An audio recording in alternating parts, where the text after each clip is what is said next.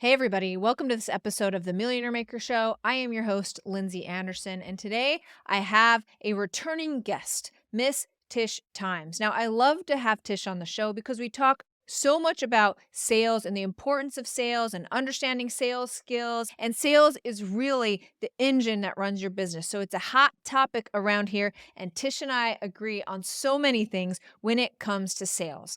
I think you're going to really enjoy this episode with her. It's a rapid fire questions around all of your biggest sales questions, from how do I prepare my audience for a sales call? What questions do I ask on a sales call? What's my opening question on a sales call? And how do I deal with the objections at the end of the sales call? We get into it today on the Millionaire Maker Show with this very special guest.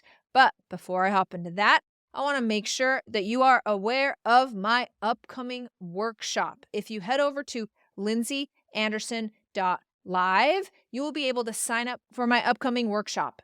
If you really enjoy all of the strategies that I share here on the Millionaire Maker Show and you're ready to really implement those into your business, I am hosting a free workshop where I will share with you my simple system on how to get more sales from social media. It's step by step. It's a powerful workshop, and all you need to do is head over to lindseyandderson.live, register your seat, put it on your calendar, and join me. You'll leave this workshop with step-by-step information on how to generate more sales with social media today. And it's the real stuff. It's not the flash in the pan. I'm going to teach you how to make a trending audio reel. We're talking about how to post on social media like a business owner, get those high quality leads off of social, and for you to be able to make sales. So, lindseyandderson.live. Now, let's hop into my interview with Miss Tish Times. Welcome to the Millionaire Maker Show, a podcast helping entrepreneurs scale their businesses online to create more time, more money, more freedom, and more impact. Now, with over 20 years of business building, coaching, and consulting experience, here's your host, author, speaker, and creator of the Millionaire Maker Funnel, Lindsey Anderson.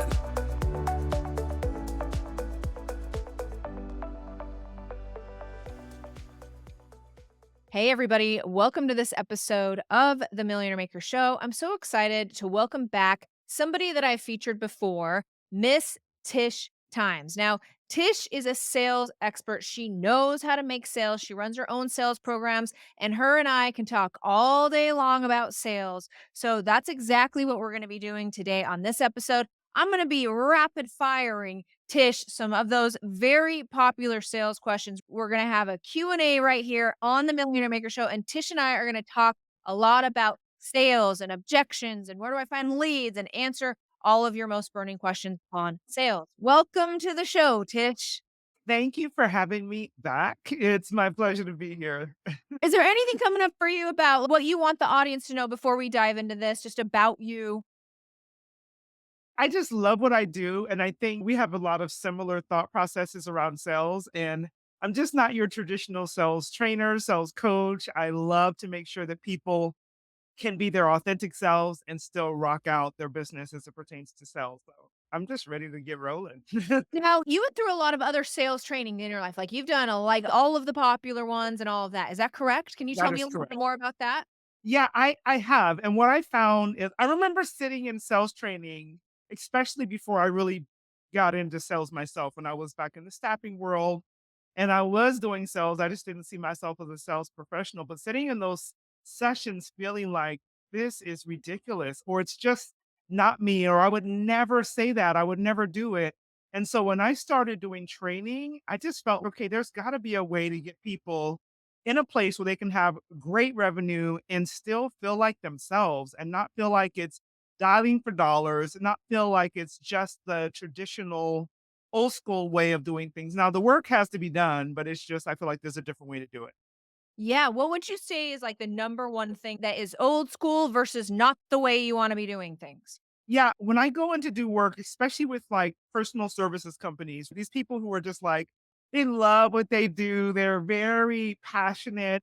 And the thought of getting on the phone and making 200 calls in the next couple of hours to try to get 5 sales, it would completely repulse them. And that's something that I remember being taught before, and I still hear it, that it's literally just a numbers game. And again, there's some truth to it, but there's just a different way of approaching it. So that old school, just dial for dollars, get as many calls as you can get in. There's just a better way, I think, of doing things now. That's what I would say. Yeah, there is. There is. In terms of that, so when you're dialing for dollars, that is to me that says you don't have a very great or strong lead pool. So what is your Right. favorite place to get warm leads? So my favorite place to get warm leads, in all honesty, is in front of a room, whether it's a virtual room, whether it's on a stage, whether it's in a networking environment, because I personally know that when I engage with someone and I allow them to be able to share with me who they are and I get to share with them who I am, it enables me to be able to easily showcase my expertise, right? So that's one of my favorite places, but you can do that on social. You don't have to do it in person. You can do it from your office, and you just want to engage people in such a way to where they see you're the person who can solve the problem they're currently having. Those are my favorite ways, in person or either way, but getting in front of people.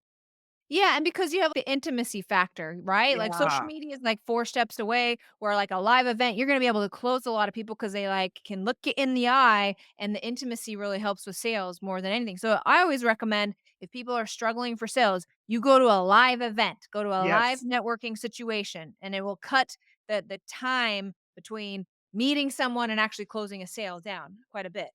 Absolutely. I met someone yesterday and had a call with them this morning. So it's like you really can cut that down tremendously. Now, do you still have to do some of the work? Sometimes, yeah, but it takes away all of that.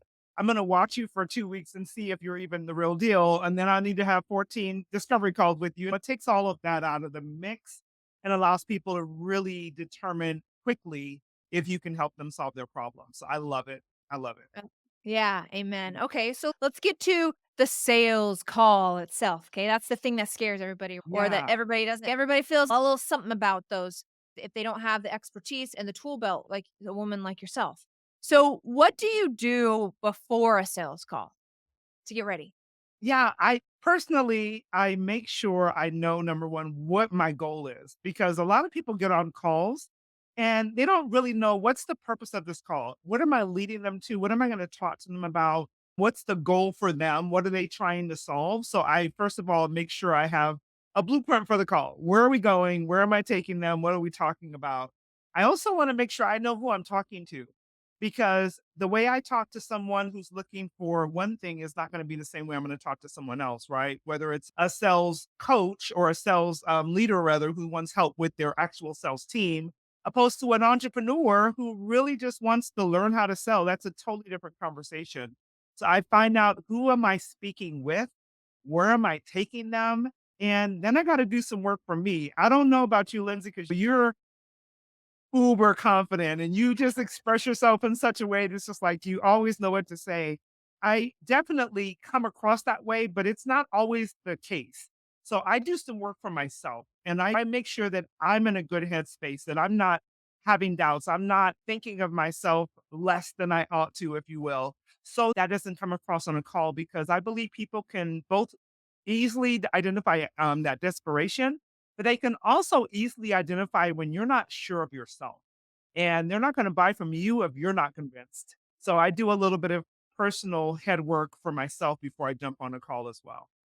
Yeah, I do a lot of personal head work. Like my morning routine is about personal head work, Yep. Tish. So I'm with you on that. My routine, it changes based on like where I am in life and what I'm needing. What does your current pre-sales call routine look like today? Yeah, so it's for me, because I'm basically doing sales calls all day. For me, my morning, I call it my W's. Call it my I do worship, I do word, I do workout, I do well, and then I go to work. And so that's like my day on a regular basis. I don't just jump into my work day. I used to, and I was like, why am I struggling? What's going on? Why am I feeling out of sort? And when I added those components, again, spending some quiet time, I walk in the morning. So I'm taking time in the morning. I Another don't have that. W. Yeah, what's that? Another Another W. Yeah, W. another W. Yeah. I walk in the morning, part as part of my workout, and that's just quiet time for me. It's time for me to meditate. It's time for me to talk to God and hear from Him. And then I go and I read my word, and then I get into the place where I look at my numbers. What do I need? What are my goals? That's the wealth part. And then I get into my work day. And then again, I'm just making sure that I'm in a good space from a mental perspective. And I know what I'm talking about. I know where we're going. Every call for that day has to have a purpose. Otherwise, what's the reason for getting on those calls? Makes sense. Makes sense. Okay, so you get on a sales call. What's the first thing you usually say? What's your go-to line, Tish? So for me, I want to know what's the reason that either they scheduled the call with me or that they accepted my invitation to a call. Because some people are just being polite, and I want to know that right up front. I want to know, are you interested in what I do? Are you coming with questions? Are you kicking tires? Are you just trying to figure out who does what? And so I normally want to find out from them, what was the reason for you saying yes to this call? Or what was the reason for you scheduling this call? And then I also know I have my general blueprint, but now I have a GPS to know how to guide that call from there. Makes sense. That's also my favorite first question too. We share that, Tish. I love that question. Yeah, it Yeah. can really without you setting any, like, expectations out for them or anything, you can just hear straight up from them after a little bit of, like, "How's the weather in XYZ? Why are you on this call?" Yeah, for sure. And that's the whole thing for me. It's like setting it up because sometimes I find, and I have clients that come to me this way, and I'm sure you do as well. When they come to me and I ask them this very question, it's okay, so give me an idea of your journey. What does the client journey look like? And they say, I talk to them and I sell them this, or I ask them if they want to buy this in a nutshell. And I'm like, oh, you're getting ahead of this. You mean you're jumping the line there, meaning you're not really sure if number one, they're an ideal client for you, if in fact they need what you have to offer. And why do they even say yes to this call? Because that's going to really determine how you proceed with it. And otherwise, you're finding that you're constantly having missteps and you don't really know why when you don't have these things in place up front. Yeah, and I think you said something real key there, Tish, which is how do you even know if they're a real client for you? Like a lot Yeah. of times people are like, I'll just take anybody and this sounds great. And if they ended up on my calendar, then they must be a great client for me. But a big shift for me was when I was like, no, I'm actually interviewing people to see if I Yes. can help them. And you show up in in this energy of it's a no till it's a yes instead of it's a yes till it's a no. And you know what? That is so crazy because, and I say crazy in a good way, because a lot of times people feel like they almost are coming to the call to beg someone to work with them, opposed to seeing if they're a good fit. Because I've learned over the years, I've been doing this for 14 years. And I have gotten some clients, Lindsay, that I wish I could have gone back and said, wait a minute, maybe we're not a good fit for each other. Sure. And it's after the fact. And so now I'm qualifying. So I'm interviewing them as much as they're technically interviewing me to determine if, in fact, I want to work with them before I'm really trying to sell them on anything. Cause that's the worst thing in the world to get a client that you basically can't stand working with. That's the worst thing. And and honestly, you close more people that way anyway because, like, you're not chasing and you're not desperate, but, like, people always want to be wanted. So, like, just showing up in that energy can just help the whole sales call anyway and allow you to keep control over the sales call instead of, "I really hope they say yes," you know? Yeah. And I don't know about you, but I know for me, there was a period of time where I felt that way, where it was before you get on the call, you're please let them say Sure. yes. Please. Number one, that energy, as I said, it's very evident in it and almost always comes across with that desperation. And no one wants that. But number two, it puts you in a power position when you come to the call with, let me see if in fact number one, can I help this person? Number two, are they a good fit? It shifts the energy of the conversation. And I believe people want to be around those who they think are have their stuff together, if you will, know what they're there to accomplish. And it really shifts the energy and it causes people to want to say yes in a way that they might not have before. Yeah, and it's just you show up, you have your script and you guide the call, and it's not just we're on just to chit chat, but like the more professional you are and the more process and structured you are, the more they're like, I want to work with somebody who has Yeah. the system. I want to be in that. In that. What's really funny is all of the things that happened before that first call are so crucial. So, for instance, and I was laughing because I saw you did the same thing. When we were planning for this call, I got a reminder and then I got another, this is what we're going to be talking about. Those types of things, believe it or not, set up your call because what happens for me often is people come to the call and they'll say something like, okay, all the things I saw happening before I came to this call, can you help me do that? Can you show me how I can really be better prepared for my calls or help me to make my clients see that I'm a professional? So it's like even those things really play into how people will view you when you get on the call. And then you're in a better place because you're just better prepared and you're ready to dive in and find out if you can help these people. Yeah, and I know this is something that we share is it's not about the sales call. Like sales started a long Long time ago before. and every all these Yeah, other touch points. Like it's just one little blip in the whole relationship. It's not just about the sales call. for sure. All of it. And sometimes people will say, so when do you actually start the sales call? I'm like, when I meet them. When I meet them, it's not when we Yeah. get on a Zoom call, it's not when we have a telephone call. When I meet them, it's I'm already in the process of identifying if they're a potential new client. I'm identifying whether I can serve them. I also have these avatars in my head all the time. And so I know for certain within the first few seconds of talking to someone, are they an ideal client for me? And if I don't foresee that right off, the likelihood of me even scheduling the call is a little bit lower. It doesn't mean I never schedule it, but it's a little bit lower because it's like I don't really need to talk to them about sales, at least. I might be able to help them in another way, but being super clear on who you serve, and we've talked about this recently, it's like getting that clarity actually draws people into your sphere.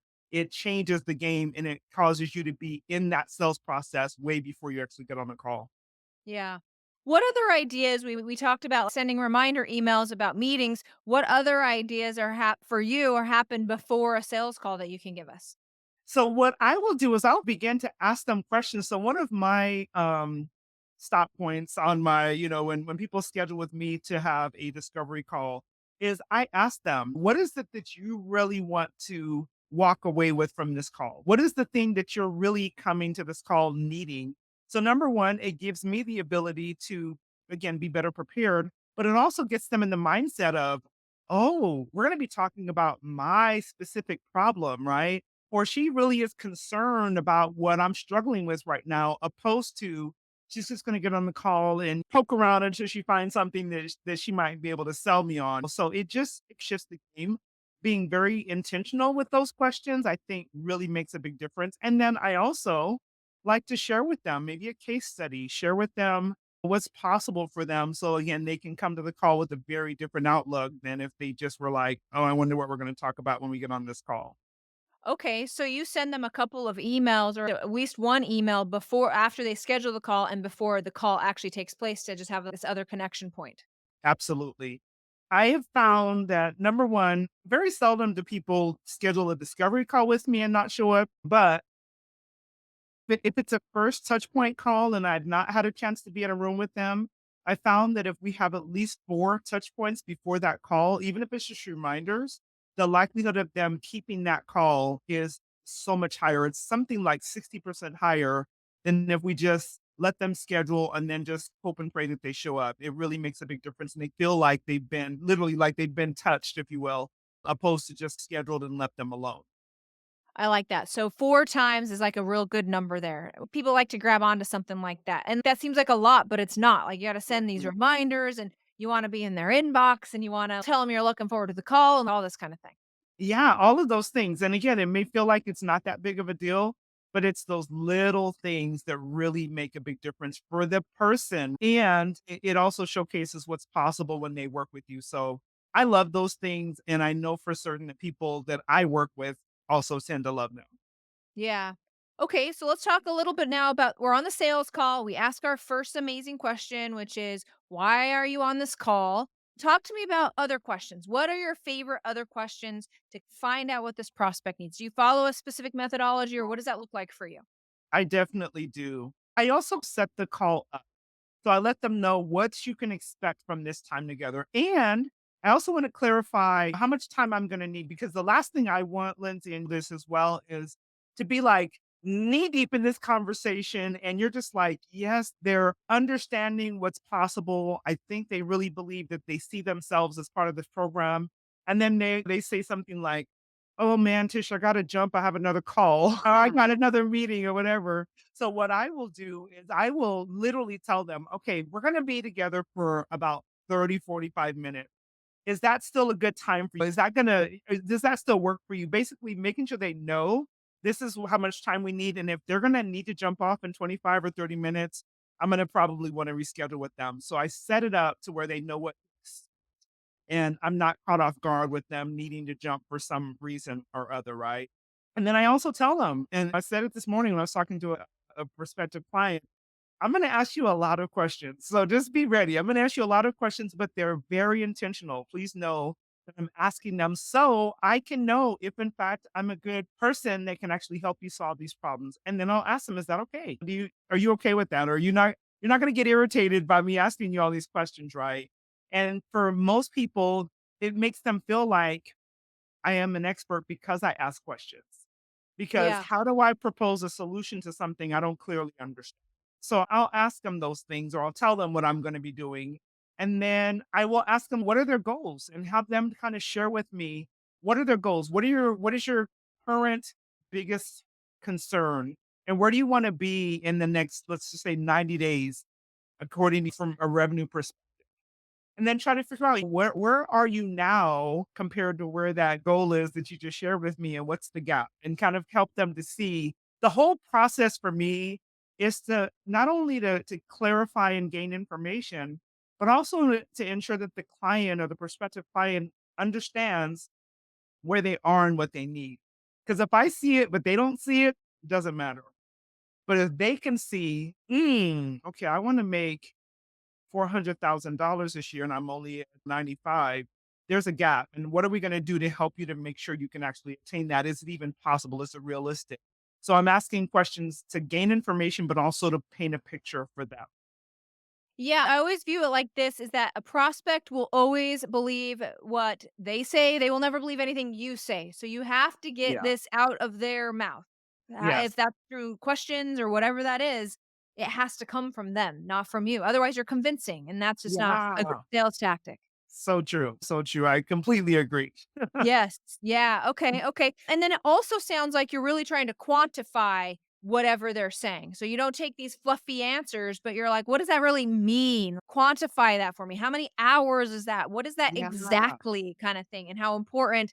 Because I think a lot of times people will speak in generalities and they can get away with it. But like Mhm. on a sales call, the more specific you are, the more their reality is staring back at them. Yeah, no doubt. And one of the things I think is also really crucial during these calls is to, when they're asking them these very poignant questions, right? Very important questions. It's like, how does that make you feel? Trying to get them to Yeah. understand from an emotional standpoint, not just how much is this costing you, because we know it's costing you dollars, but how much is this costing you from a stress perspective?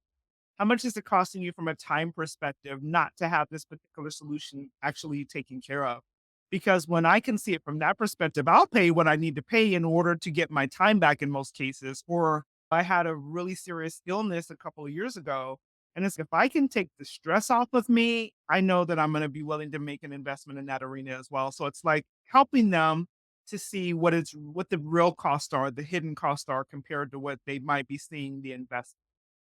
Yeah, and I feel like a lot of people get stuck there. They feel like, "Oh, I can't ask those kind of questions. That's super nosy. They're going to think that I'm all up in their business." But I have found the Yeah. more I'm all up in their business, the more they appreciate it because you actually are getting to the crux of the problem. And if you're not like holding back because you're afraid you're going to step on toes, you can actually close more and understand more about your clients.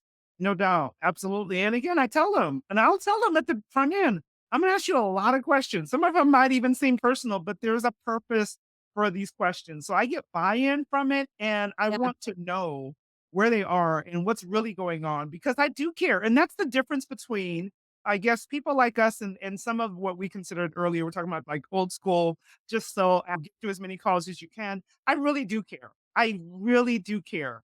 And so if I need to dive in deeper to make sure that I can help them, I'm going to dive in deeper because at the end of the day, I want them to get the solution that they need. It brings me such tremendous joy when I have a client who has increased their revenue, who's gotten out of fear and really started asking for the sale, who's gotten past whatever barrier they've erected for themselves previously. I really do care. And so I'm asking the questions because I care, not because I want to be nosy. I really do want them to get the solution that they need. And I find that most people really like, they'll share a lot of that information. Sure will. Like, they're, like, okay with being like, "Yeah, my mom died and this sucks and ba ba ba ba." Like, they Mm. also have no one in their lives, like, that will listen to this kinda thing. And so, Yep. like, they actually are okay with it. Yeah, no doubt about it. And I think it's really important for us as sales professionals, and I know we wouldn't do it, but I definitely have seen it before. When people prey on that information and kind Right. of take advantage of the fact that they're maybe in a vulnerable place.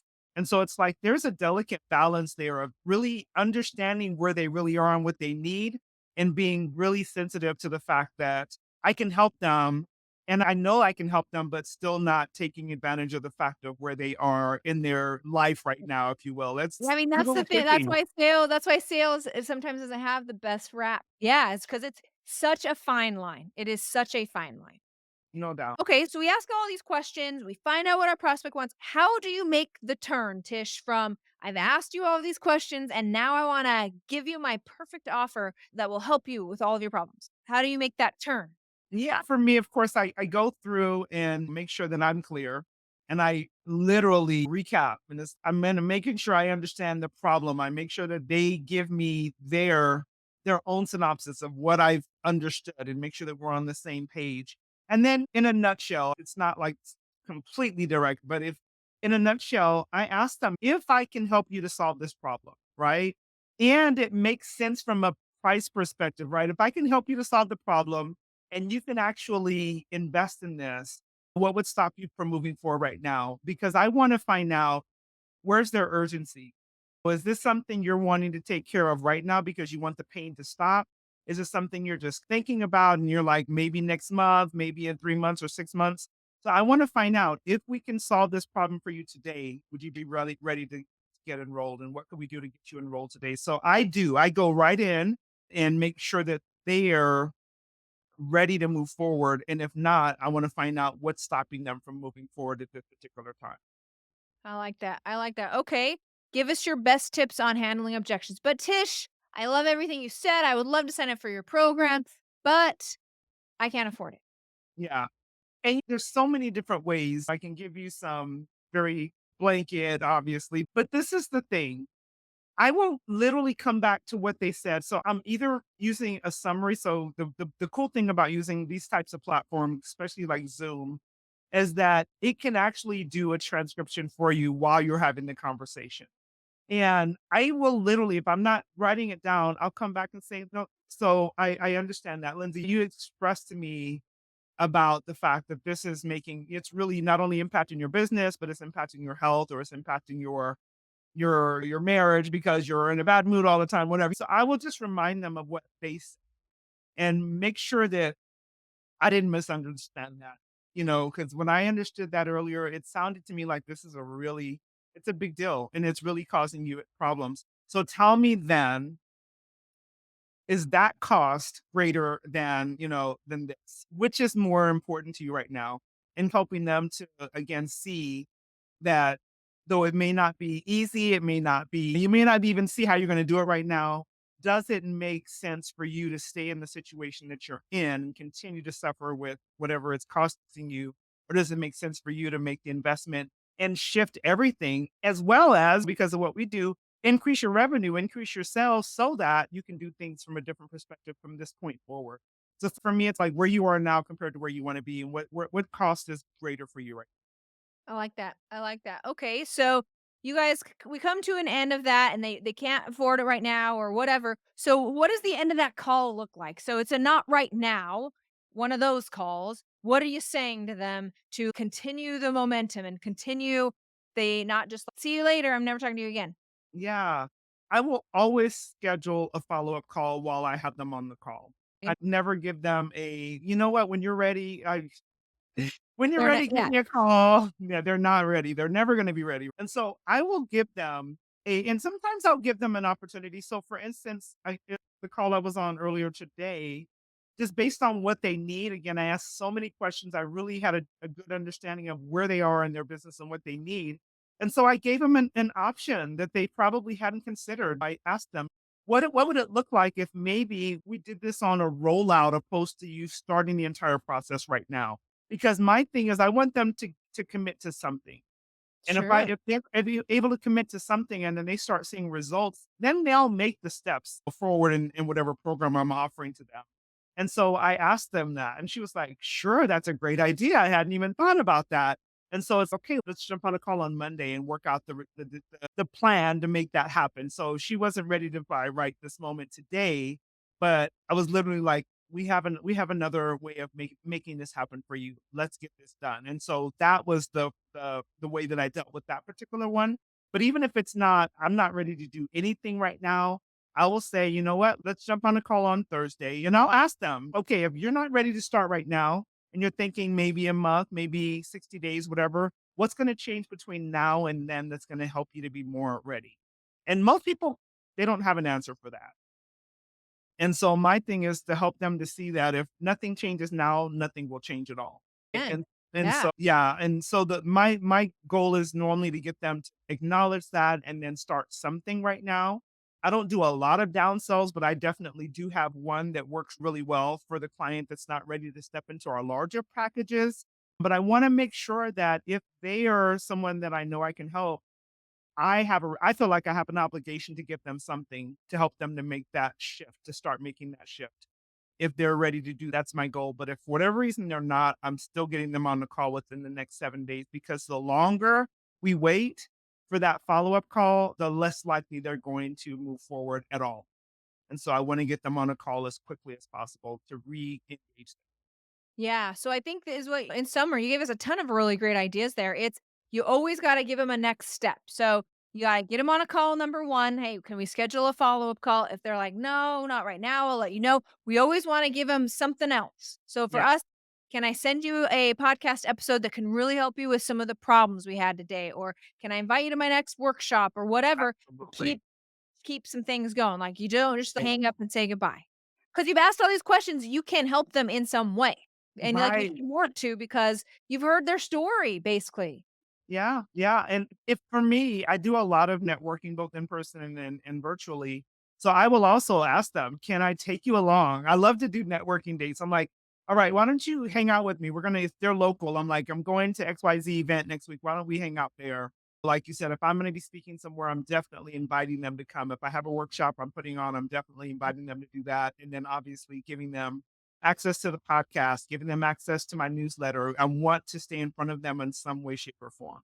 I love that, Tish. I love it. Tish, it has been another awesome episodes talking about sales today. Thank you so much for sharing your expertise. I've really Oh, enjoyed it. you. I enjoyed it as well. Thanks so much for having me. Yes, before I let you go, I'm gonna turn the time over to you. Let us know how to find you and anything else you want the audience to know. Absolutely. You can reach me on all social platforms at Tish Times. My website is tishtimes.com. And if you go to my resource page, we have some amazing resources that you can download and be able to use some of the things we talked about today as well. So thank you, Lindsay, I love it, Tish. We'll see you later. Thank you so much. for sure. Thank you for listening to the Millionaire Maker Show with online business consultant and creator of the Millionaire Maker Funnel, Lindsey Anderson. Make sure you subscribe so you don't miss any future episodes. Until next time. Thank you so much for joining me on this episode of The Lindsey Anderson Show. I hope you enjoyed this episode as much as I enjoyed interviewing Tish. I know her and I can talk so much about sales. It's so important. We're so passionate about it. It doesn't have to be icky. It can be something that's authentic and something where you are really showing up as sales as a service, serving those individuals who have the very problem that you solve. If you enjoyed this episode of the Millionaire Maker Show, please leave us a review on any of the streaming platforms where you're listening to this. It's the reviews that allow us to continue to put out high quality information so that you're able to grow your business and get more sales on social media. Thank you so much for joining me. Until next time, I'm Lindsey Anderson. Cheers to you and your success.